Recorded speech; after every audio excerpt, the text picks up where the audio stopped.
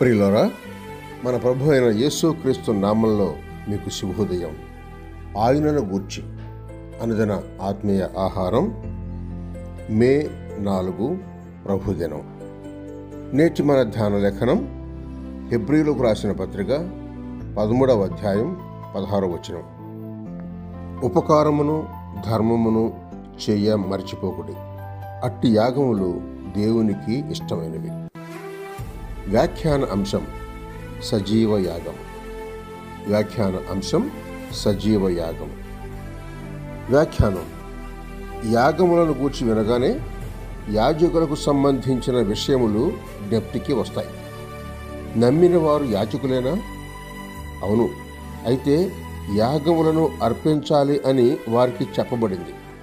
క్రీస్తు ఎవరిని తన రక్తంతో కడిగెనో, ఎవరిని పాపము నుండి విడిపించెనో వారందరినీ తన తండ్రికి రాజ్యముగాను యాజకులనుగాను చేసెను అని ప్రకటన గ్రంథం 1వ అధ్యాయం 6వ వచనం చెబుతోంది. విశ్వాసులే యాజకులు. యాజకులంటే ప్రీస్టులు అన్నమాట. విశ్వాసియే ప్రీస్ట్ కనుక ఇక వేరుగా అట్టి వానికి మానవుని చేత నియమింపబడి ప్రీస్ట్ అనబడిన వాడు అక్కర్లేదు. యాజకుడు ఒట్టి చేతులతో ఉండరాదు గనుక ధర్మము చేయుటయే ఒక అర్పణ అని, క్రీస్తు పేరట ఉపకారం చేయుటయే ఒక యాగము అని తెలుస్తోంది. యాజకుడు అయిన విశ్వాసి, నీ యాజక ధర్మాన్ని నెరవేరుస్తున్నావా లేదా? స్తుతి యాగం కూడా కలదు. మీరు నేడే ఈ ప్రీస్ట్ పనిలో చేరండి. నాకు నిలువుటంగి లేదంటావా? అంగీ వలన ఎవడో యాజకుడు కాడు. క్రీస్తు రక్తము చేతనే కడుగబడి ప్రీస్టువు అవుతావు.